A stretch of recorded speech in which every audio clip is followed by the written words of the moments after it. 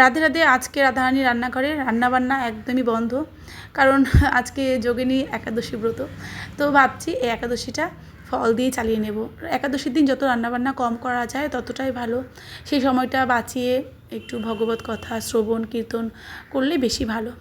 আর একটা দিনের ব্যাপার তো কোনো ব্যাপার না, একটা দিন একটু ফল শরবত খেয়ে কাটিয়ে নেওয়াই কিন্তু আমাদের শরীরের জন্য অনেক ভালো। আর জগন্নাথ তো বড়ো হয়ে গেছে, কোনো অসুবিধা হয় না। সকালবেলা আমার দুধের শরবত বানিয়েছিলাম, আর সেই প্রসাদে এক গ্লাস নিয়ে ও গীতা ক্লাসে গেছে। আর দুপুরবেলা এসে এই সমস্ত কিছু প্রসাদ পাবে। আর বৃন্দার জন্য হয়তো কিছু একটা করতে হবে, সেটা ভগবানকে ভোগ নিবেদন করবো অবশ্যই।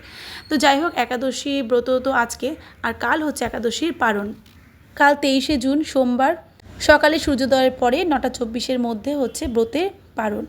আর কালকে কলকাতায় সূর্যোদয় হচ্ছে 4:56 আর মথুরায় সূর্যোদয় হচ্ছে 5:30। তো তাহলে আমরা যারা বঙ্গদেশে আছি তারা ভোর 4:56 পর থেকে 9:24-এর মধ্যে জগন্নাথের মহাপ্রসাদ আর জল দিয়ে পারণ করে নেব। আর কালকে পারণের সময় তো অনেকটাই পাওয়া গেছে। তো যাই হোক, এদিকে আমার ভোগ রেডি করা হয়ে গেছে। বিভিন্ন রকমের ফল বানিয়ে দিয়েছিলাম, পেঁপে, লিচু, মৌসুম্বি, আর ছিল দই। তো দই আর আম একসাথে মিক্সড করে লস্যি বানিয়ে নিয়েছি। এখন তাহলে চলি ভোগ নিবেদন করতে। রাধে রাধে, দেখা হচ্ছে নেক্সট ভিডিওতে।